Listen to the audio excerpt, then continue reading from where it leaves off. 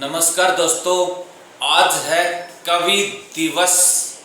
कवि दिवस कवि दिवस किसकी याद में मनाया जाता है?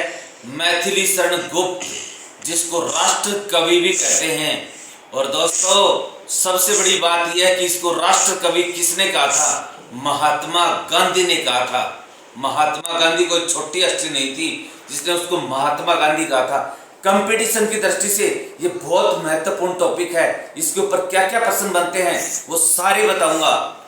मैथिली शरण गुप्त, जिनका जन्म 3 अगस्त 1886 को झांसी में हुआ था, उनकी मृत्यु 12 अगस्त 1964 को हुई थी।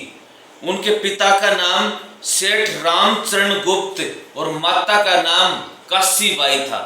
बताते हैं सजनों, बचपन में वो स्कूल में नहीं जाते थे, तो उसके पिता ऐसे आदमी जो स्कूल में नहीं जाते थे और उसके जो राष्ट्र कवि कहलाए, उसके पिताजी ने घर पर ही उसकी स्कूल की व्यवस्था करवा दी और घर पर ही उसने बंगाली, संस्कृत और अंग्रेजी में शिक्षा प्राप्त की और खड़ी बोली को प्रदान प्राप्त किया। इसको राष्ट्र कवि इसलिए कहते हैं। 1912 में इसकी एक रचना प्रकाशित हुई थी, भारत भारती। जिस भारत भारती रचना से प्रभावित होकर के भारतीय राष्ट्रीय स्वतंत्रता आंदोलन में लोगों ने इससे शिक्षा ली कि हम जिएंगे तो भारत के लिए और मरेंगे तो भारत के लिए। और क्रांतिकारियों ने इससे बहुत शिक्षा ली।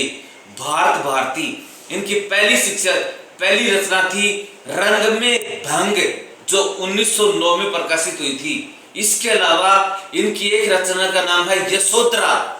यशोधरा महात्मा बुद्ध की पत्नी का नाम था। इसमें वर्णन है कि महात्मा बुद्ध जब घर छोड़ करके और सन्यास के लिए जाते हैं तो वो पत्नी यशोधरा क्या महसूस करती है, उसके मरण को महसूस करते हैं। साकेत में इसने राम के आधुनिक चरित्र को दर्शाया गया है। ठीक है। पंचवटी भी इनकी रचना है। 1961 में इनको पद्म भूषण से सम्मानित किया गया। राष्ट्र कवि मैथिली शरण गुप्त। ये सज्जनों, ये वीडियो आपको यदि पसंद आए तो लाइक, सब्सक्राइब और शेयर जरूर करना, क्योंकि ये कवि थे, काव्य लिखे। और मैं भी एक कवि, हिंदी साहित्य की विद्यार्थी रहा हूँ।